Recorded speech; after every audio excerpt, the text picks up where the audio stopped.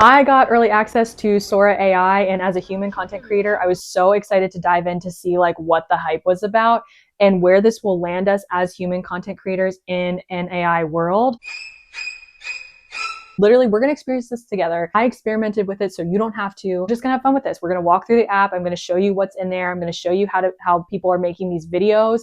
And I'm going to talk a little bit more about the pros and cons of the app, as well as the future of AI and my own personal predictions of AI in the content creation world and where that leaves us as humans. You are in for a ride, just like I was going through this app.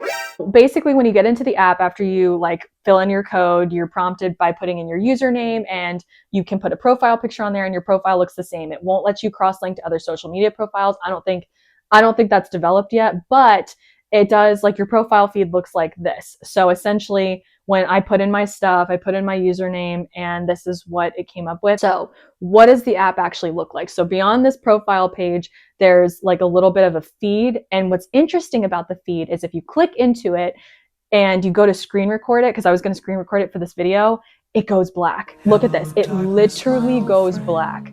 And I don't know what happens. I was watching a Bob Ross video, and then as soon as I took the screen record off, it showed me the video again. So I'm flipping through the feed and I'm like, what's going on? Why isn't it showing it to me? So I will show you the videos that I generated myself on here, a couple examples, because I wanted to promote my podcast. So I was like, oh, perfect. I'm going to use my own image to promote my podcast, and let's see how accurate it is, because, you know, like, I wanted to see if it could match my face.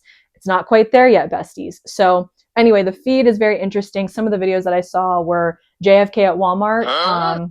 There was another one of Bob Ross fixing a toilet. There's a lot of fixations on Bob Ross, old celebrities, and chickens and drones, like chickens flying with drones. I also generated one of those. I'll put it right here. Hilarious. I don't know why that's trending, but I guess I thought that looked pretty realistic. Like, from a comedic perspective, it looks pretty realistic. But yeah, so that's that. And then there's also a search feature where you can search for things. It's very primitive. Of course, this app is in beta, so that's what we get for it. But that's like, it's a very bare bones app. Don't expect anything amazing. The amazing part is in the video generation, which we'll get into right now. So essentially, if you want to generate a video in here, you have to click here and you basically start typing. Just like you would talk to ChatGPT, you would literally give it a prompt. And this is where your prompting skills come in handy, okay? Because if you're a good prompter, you're going to get what you want. But if you're not a great prompter, you're not going to get what you want. And you're going to see that I'm going to do so much trial and error to get this video to look like me. So here's the kicker. When you try to upload a picture of yourself, it flags it as a violation, and basically you'll get an error message saying like, we don't do this. Like, they don't try to replicate current humans. However, if it's a celebrity, that's the workaround. And I'll get into that in the pros and cons list, depending on what type of content creator you are. But you can't put your own picture in there. I tried. It gave me a violation. I don't know how that impacts the algorithm or whatever. I'm just here to experiment, but it did give me a violation. So that's the error message that you get. So as of right now, as of today, you cannot put your own picture in. What does that mean for other videos? So basically I was like, all right, if I can't put my picture in, I'm just going to describe myself. So one of the prompts that I used was, I would like to promote my new podcast. It's called the Content Creator Diaries. Create a realistic looking promotional video in a cute studio of me. And I kept saying like, use my profile picture as inspiration. And that's where I don't know if it made the connection, but I was like, I want it to promote my podcast and it's geared towards content creators, etc. So I'm going to show you the first iteration of what it gave me. And it's cute, but it's missing the mark, right? So here it is. Friends, welcome to the Content Creator Diaries, my corner of the internet where we get real about building a brand, making videos, and staying inspired. Every Tuesday, I spill the tea on what actually works, what doesn't, and how to keep your... Yeah, I know. And so I'm like, okay, maybe it's a prompting issue, you know, like, nobody's perfect. I'm trying this out for the first time. Let's try it again. So I gave it more description. I'm like, I'm half Filipino American. Please use my profile picture as inspiration. Gave it the same prompts of, I want a cute studio. This is my podcast logo. Go with it, right? But I gave it that extra prompt of, I'm half Filipino, half American. And this is what it came up with. Hey friends, welcome to the Content Creator Diaries, my new podcast where we get real about building online and staying human while we do it. Each week I share the wins, the mess, and the lessons with fellow creators and... Still missing the mark. And I'm like, is it reading my profile photo? Does it make the connection? I don't know. I don't think so. It obviously didn't. So I kept playing with it. I kept prompting. I even gave like celebrity lookalikes. So I was like, some people have told me that I look like Aubrey Plaza, like somebody, I get a mixed bag of who I look like. So I fed it a couple celebrities, and these were the Hey friends, ones that I'm it so gave me. excited to The finally cool share thing this is they with do you. Welcome talk to the like Talk about humans. the Like they highs, the really do lows, and the sound behind like the scenes humans of and real building a creative life people. online. They don't I'm sound your like host, Chris, me, and every but week they I'll be sound sitting like down real here in humans this and real cozy little people. Like if studio I with your scrolled past this, I think I would know it was AI. That first one was pretty good, but I'd still know it was AI. I didn't think it was too bad. It wasn't too bad, but it still wasn't me, if that makes sense. So, I mean, this was after like 5 different prompts. So then I kind of realized like, this is where we're going to get into the pro and cons list. If you are a live content creator like me, where you show your face on camera, that is where live, like, content creators will reign supreme in this season of content creation. There are some crazy accurate depictions of like Jake Paul doing his makeup routine, which is AI because I don't think I've ever seen him doing that. For me, I did Cleopatra Get Ready With Me, and I did Marilyn Monroe. Marilyn Monroe Get Ready With Me was scary good. Like scary, scary good. And like she even talks like her. So if you're a celebrity, that's a pro.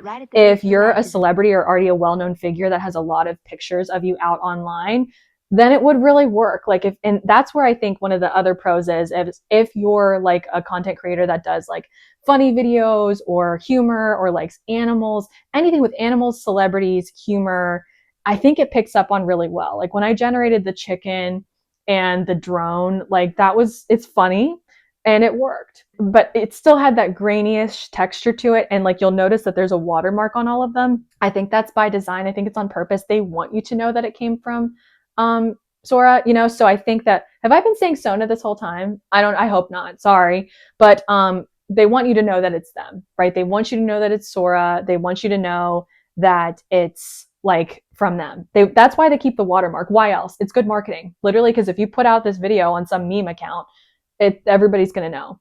So all in all, I think that like some more pros and cons, like as human creators, this isn't anything to worry about right this second, but it's noteworthy to see that you can actually promote your brand, especially if you're faceless, on things like this, right? Like this is pretty crazy. It did an okay job. Where it really fell short was like understanding racial nuances. Like I am mixed. I am half Filipino and half Caucasian. So it really didn't know what to do with me. And I imagine when you're trying to describe yourself, obviously like it's objective to you and your own like opinion of yourself, but also recognizing that like, even if I describe myself in detail, it didn't quite hit the mark. Like I got more and more descriptive about my appearance. I have dark brown hair. I have dark brown eyes. I gave celebrities for reference. So those were just some of the things. So it doesn't quite understand that, but it did try. It did try. The first attempt was kind of weird, but that was just because I was like, hey, I just gave like the guidance of the profile picture. So the more detailed I got, the closer it got, but it still can't master everyday humans. It can master celebrities though. Another thing that it really did well was the voice recognition of pre-existing celebrities like Marilyn Monroe. And I guess what Cleopatra we could assume would sound like, even though she probably wouldn't have been speaking English.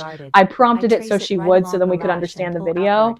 But from there, I mean, those are the pros. And also it does create hyper realistic animals, really funny things. Like if you have a good sense of humor, amazing. If you want to do Jake Paul, Get Ready With Me, amazing. But I don't really find a use for it when it comes to human connection. Like I've noticed with myself, I wasn't actively connecting with anything on that app. And it's nothing against them. It's nothing against what they created. It's just different. Like humans connect with humans, and I'll always stand by that. That's why I think as human content creators, we have nothing to worry about right now. But this stuff's going to get more realistic. This stuff's going to get more and more human. They're going to be able to make AI look just like us. And I'm sure there's people that have figured out how to prompt to make it do that. I just didn't prompt it that way because I'm like, you know what? It's not meant to be. But for right now, the human connection is people still connect with people. And I will always stand on that, even in a world of AI. Is it something to worry about down the line? Sure, but we'll cross that bridge when we come to it. If you're a content creator that likes that other type of content stuff that's like funny or whatever, like you could make a whole account with this stuff and it would do really well. And I see its place when it comes to like creativity and like videography style expression. Like getting a chicken on a drone is definitely a viewpoint that we wouldn't see very often. I'll definitely play around with it when it comes to animals and like just making myself laugh. But if you're really looking to connect with people, this isn't quite the way to do it yet. yet. I see big things coming for this app, and I'm really excited to see what they come out with next. A lot of people are afraid of AI, and I hear that concern. I think it's really valid. But I think we might as well like learn to beta test what they put out there just to see how we fit into the mix. So right now, if you're like, oh my gosh, how do I fit into the mix with AI? It's okay that you don't know. Just keep showing up as a human, keep showing up as a creator. Like this is your time. Like if you were going to start a personal brand, or if you already have a personal brand and you've been really down on yourself, like I have too, don't feel that bad. AI is still not in a place to replace human content creators. And I don't know if it ever will. Like, I don't know if I can ever connect to an AI in the way that I connect to another human. Like, it hasn't quite mastered that emotional connection, but that's okay. I don't think it was meant to yet, but maybe in the future it will. It was a fun experience. I'll keep using it. I'll keep testing it out. Let me know if you have questions. As humans, we got to stick together in this world of AI, but I don't think it's going to be the end of human content creators. I think that we're just going to coexist with it in a different way. Like I think it's going to be a mixture of human creators trying to connect with humans, with AI creators that might look pretty accurate, like the ones that you've seen, they look pretty accurate, but it's going to be a mixture of that. I see feeds looking like that in the future. I could be wrong, but we already kind of see it now. We see glimpses of it now, but I'm really curious how they're going to turn these AI videos into marketing machines. It's just, that is going to be a very, very interesting mix when they mix marketing with these AIs. Like, I wonder what companies are going to do. I have my ideas of what are going to happen. Maybe I'll allude to that in my next episode. But for right now, being human's pretty cool. Using AI is also pretty cool, but there's a time and place for both.